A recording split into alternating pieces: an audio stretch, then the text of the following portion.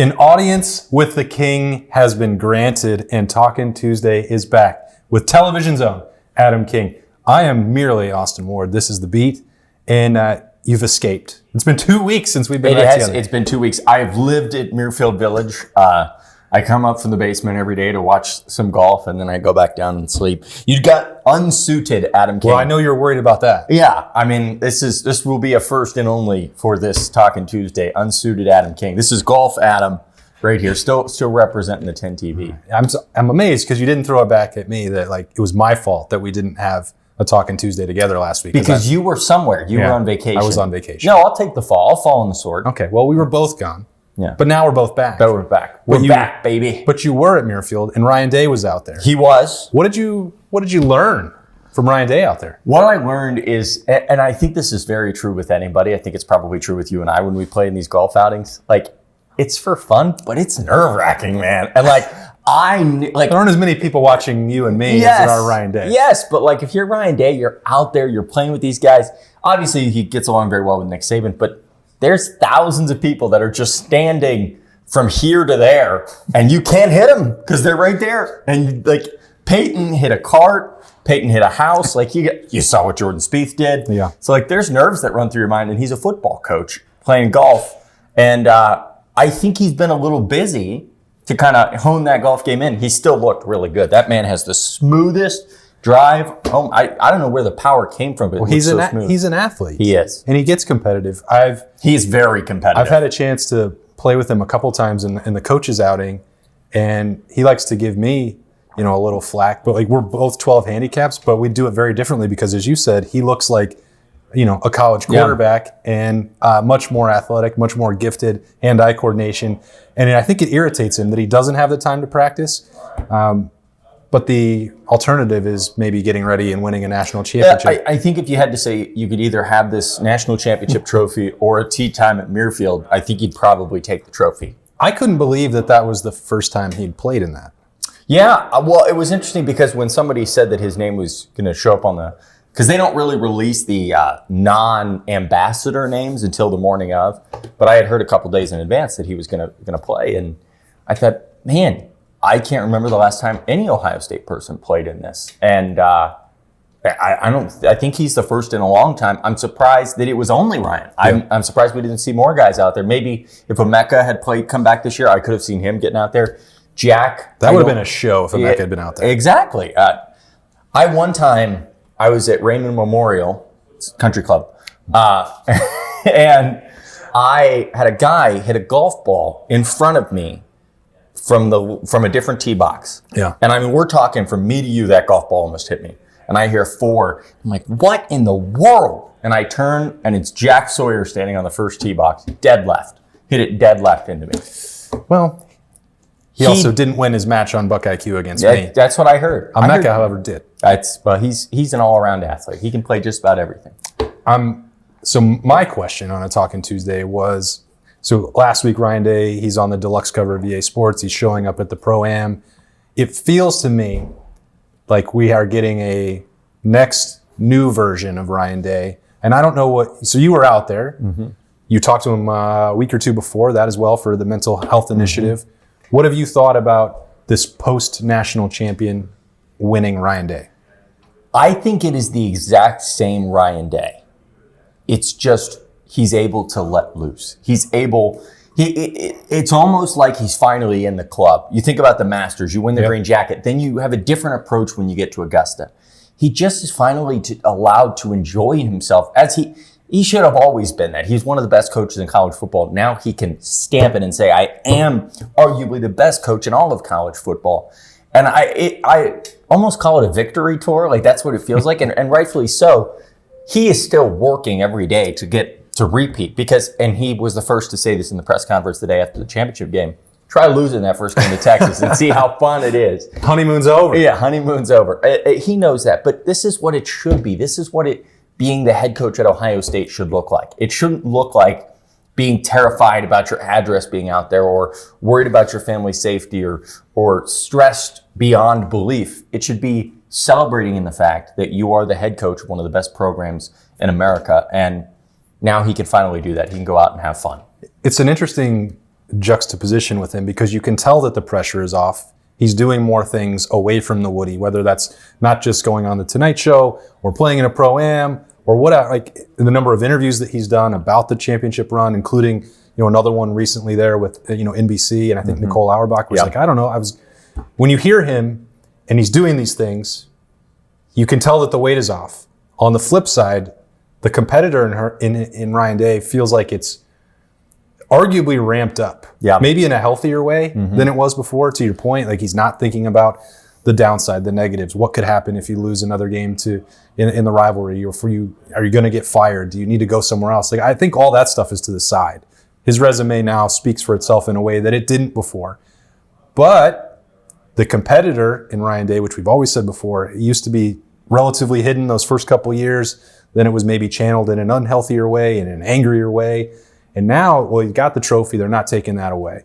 You can do all these other things. The weight is off. But when was the first time you heard him mention the number of days until the Texas game? I think there's a competitive fire in him to do it again. Yes. That is like more ramped up, arguably, than it was before. It's just he's approaching it in a different way. You know what I think it is? I think Ryan Day has always had a swagger to him that a lot of elite coaches have. And he's always been trying to find a way to balance that with his competitiveness, balance that with the games ahead. And you see that in press conferences a lot. He'll start to go down a path and he's like, all right, let's rein it back in and get to the talking points. Now I think he's realized the process works. Yeah. This is my process, and I have proven that it works. He took his first real full recruiting class, and he turned them into national champions. And when you can do that, you can look at the kid next to you, and he said this before, you can be honest with them and say, I will win you a national championship. Yeah. I can get you to the NFL. And I think that is something you can't do until you've done it.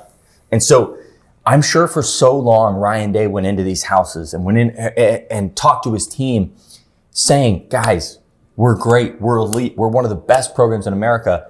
But then there's the hang up. Well, this just that. Now he can do that, and he can say, we've been there. Now let's do it again. Let's start over. Here's how we get to the mountaintop. I know because the foundation last year worked. Yeah. I think we always hear this a lot in the Urban Meyer era. Larry Johnson has used it a ton, where it's the theory versus testimony part.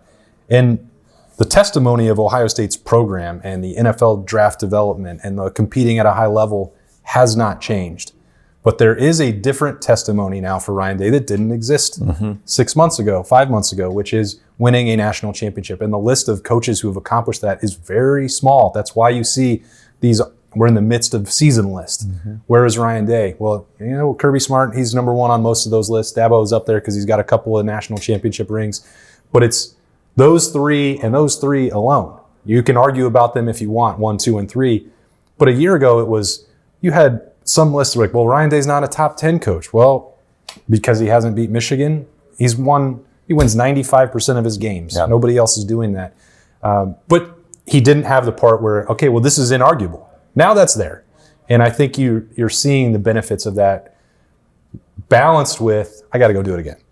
You know what I also think is interesting is Ryan is strategic in everything he does. He's not showing up at these events without realizing how it impacts the program. The Tonight Show, even down to a Pro-Am on a Wednesday. Yeah. You're out there with Nick Saban. It's almost like in politics where if someone doesn't endorse you, you don't need, but if you get a photo with him, oh, well, he's standing with that guy. Yeah. He and Nick Saban are getting along. They're laughing. They're chatting. They've been friends, but it's different when now a recruit says, oh, Ryan Day and Nick Saban are kind of tied together. Ryan Day's on the Tonight Show. He's on the cover of College Football. Ohio State as a program won a national title, but somehow they went from this level even higher, which is remarkable to say because you think of where the program's been. If I'm a recruit, now I no longer think, well, I can go to Ohio State, I can compete and maybe win a national title. You can go to Ohio State and be the premier star in college football, which has always been a thing, but now it's fully on display. I asked Berm about this last week on Thursday, 3 Things Thursday on the Beat, which is I'm trying not to be a prisoner of the moment, put too much recency bias, but you grew up around Ohio State fandom, around the program. You cover it now professionally. To me, it feels like this program has always been one of the preeminent. It feels like, I know that it's silly to latch on to the video game covers, and that's something that happened last week, or a national championship that happened 5 months. But when you put the totality of it, and you're going to lump in APR rankings and NIL money and 30 under 30 lists for these business moguls that are now on the college. Like, it feels to me, competitively, academically, NIL wise, that the Block O brand has never been stronger than it is right now. And that's hard to prove, but you've been around it your whole life. Like, how close is that to reality for you? This sounds it sounds silly to say, but when I always thought of Ohio State, I always thought hard-nosed, grind it out, one of the toughest teams you'll ever see, one of the premier programs, and you're proud to be a Buckeye. And, they're going to compete every year. Every now and then they're going to win one. They're still all of that. But also, it kind of feels cool to be a Buckeye. Ooh, okay. I know that sounds silly to say, but I feel like in a way that it didn't exist in the 90s. Yes, exactly. And there is a swagger right now with the program. And I think that's in large part to guys like Jeremiah Smith and Caleb Downs. They just carry themselves in such a, I don't know, I don't want to curse, but BA, like they've just got this confidence level, not in a cocky way, that we want to be the best. We know how to be the best. Let's go out there and just carry ourselves. And it's elevated this program to a level that I didn't know it could get to, because you're right. It has always been a top tier program. I think the conversation that we have always had is Ohio State, Alabama, and Clemson? Is it Georgia? I think for the first time in the past at least 10 years, maybe longer, there are people out there, because you could argue that 2014-15 were almost an anomaly because of the talent level. Yeah. There are people out there saying, Ohio State is the premier program. How do we become Ohio State? Yeah. Ohio State is now the blueprint on people's walls. It's always been one of the blueprints. It's now the blueprint. Yeah, I think that's a good point, because there were, if you think 5 or 6 years ago, and a lot of the criticism about Ohio State, are they willing to push it as far in the NIL conversations? Are they going to pay as much money? Well, the answer was no. So if you were Miami or Michigan State or Tennessee, they would say, well, that's not the blueprint we're going to follow, because financially, here's the shortcut. Ohio State's not willing to do that. And now I felt at the time that patient approach was going to pay off for Ohio State if you did it, quote unquote, right way. And I'm not saying that there's the only one way to do it. Yeah. Georgia's way is different, not necessarily dissimilar, but it's not exactly the same to Ohio State. But I think those are the two that have the smartest approach. You still have to develop players. You still have to recruit at a high level, but you don't blow your budget. You don't spend it all in the transfer portal. I think everybody else is trying to figure that part out, and they can't. I'm going to say this, and there's some Michigan fan that's going to reply, because Michigan fans... Thanks for watching. They're everywhere. Every Ohio State content, they find it, they zero in, they're locked in, they're going to reply. There's something about doing it the right way. And there's something about having a coach that stands at a podium and says, if you're coming here for money, I don't want you here, and actually means it. Yeah. And I don't know that that's everywhere else in the country. And I think that's what makes this... I think if I'm somebody else, if I'm a Michigan fan... Good luck with the Committee on Infractions. There you go, exactly. Have a great week. I mean, you're dealing with some stuff right now. You're a little busy. All I'm saying is... We hope for the best for you. Good luck. If I'm a Michigan fan, I'm so infuriated because Ohio State does it the right way and wins national titles. And if you look at programs, there's always been the connotation of like, well, they have an all for themselves culture, players, like everything around Ohio State. The brotherhood sounds core. It's real with those guys, and they don't yes, they're going to. This is one of my arguments. I hate when people get mad about money in NIL, because Ohio State isn't sitting down with Jeremiah Smith and saying, "Sir, we will give you $10 million. Please don't leave." You know what they're saying? Your value on the market, as everybody in the world has value, is this. We're willing to pay you that. Yeah. That's not outrageous. That's how capitalism works.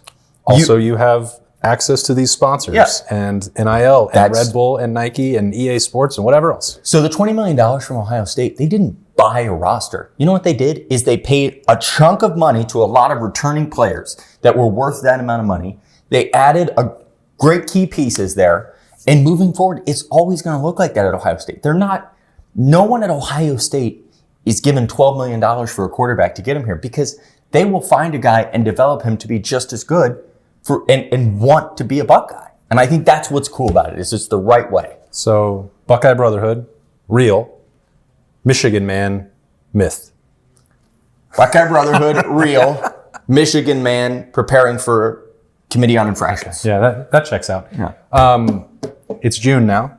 It's June. We're supposed to be like having questions that we're supposed to be on our minds, but it is the middle of summer. My question is, and this is a good one. Okay. Do you think they intentionally put James Franklin and Dan Lanning near each other by Ryan Day for the cover? And do we think that's why Dan Lanning isn't smiling? He's standing right there. I wouldn't be if I was him. He can see, he's looking over there. You can see Ryan right there. He's just like, That guy. yeah, that guy. That Rose Bowl. And then James Can't Franklin. sleep. It's the second straight year he was in front of him. I mean, what are we doing? Got Marcus Freeman up there front and center. Yeah. Did he win in the national Tim championship? Tebow. Hey, I mean, I didn't know he was still playing college football. Congratulations to Lots Tebow. of those guys in Yeah. there. Do you think James Laurinaitis will get in this time? He's a college football Hall of Fame nominee. I don't know why he's not already in. It's kind of insane that he's not. Let me ask you, do you think that coaching can add to that? Should it add to that? Yeah, it should add to it. I mean, it's but your resume. if it takes long enough for his coaching resume to be used to get him in, something has gone seriously wrong. But I think you could already argue that, like, because if you're looking at a Hall of Fame career, there are a lot of guys that played great. They might have gone to the NFL and played great, but that's it. This guy played great, went to the NFL, played great, and now is back in college football and coaching at an elite rate. Yeah. It may still be at a local level that people realize how great it is, which is fine. At one point it was for Brian Hartline, for Tim Walton.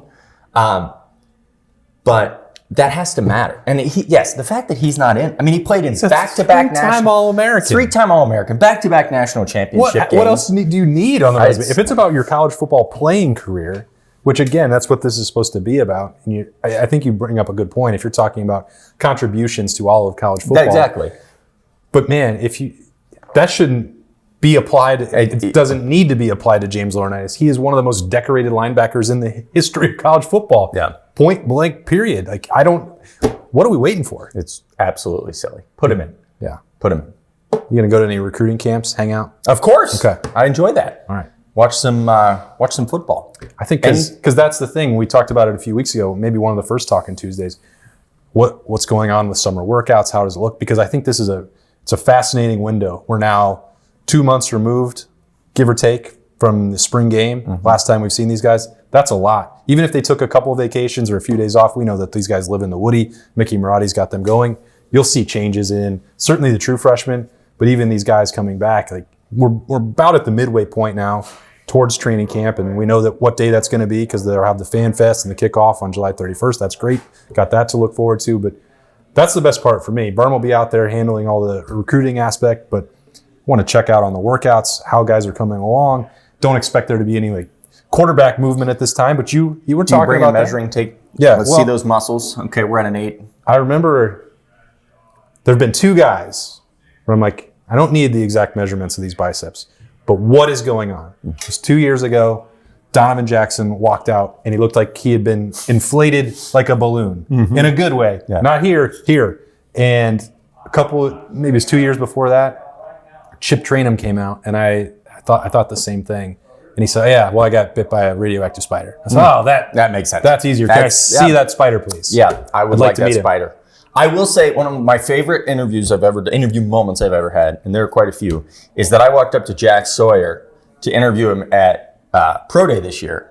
And without any context, without any lead up, I just said, Jack, you're looking good, very lean. That was the first thing I said to Jack Sawyer. And if you just listen to that, it's a very odd, and that was it. Yeah. And he said, yeah, I've been working out. But I'm like, boy, what a weird way to begin a conversation. Lean was a bold choice from you there. Looking lean. But lean and mean. Should have got some tips. What was he eating? Apparently he was just working constantly out in the California sun. When you work out 3 times a day to get ready for a combine. I work out 3 times a year, and it shows. Looking good. Yeah. Looks better in a suit. It does look better in a suit because it hides it. You're guaranteeing that next week on Talking Tuesday, I will be in a suit from here on out. I can guarantee it. Shoot. It's locked in. You also get, when I'm in a suit, I can get fire here. I don't like how the arm flaps in this, so I don't try to keep it tight here. Got to keep it tight. Okay. So we'll get the more passionate version of the King next This week. is the first YouTube. I can't give it all in one. All right. We're ramping up the slow build towards media days. Slow build. 60 days away. Boy. I don't know if that math is right. I don't think it's right. It doesn't sound right. I feel like it's less than that. I feel like it is too. But we'll figure that out. Yeah. And we'll talk about it maybe next week. That sounds good. Or in a couple of weeks. I don't know. Okay. We'll figure that out on Talking Tuesday. Thank you so much for Television's Adam King giving me a little bit of his time on the beat. I'm Austin Ward. I'm Adam King. We'll see you tomorrow.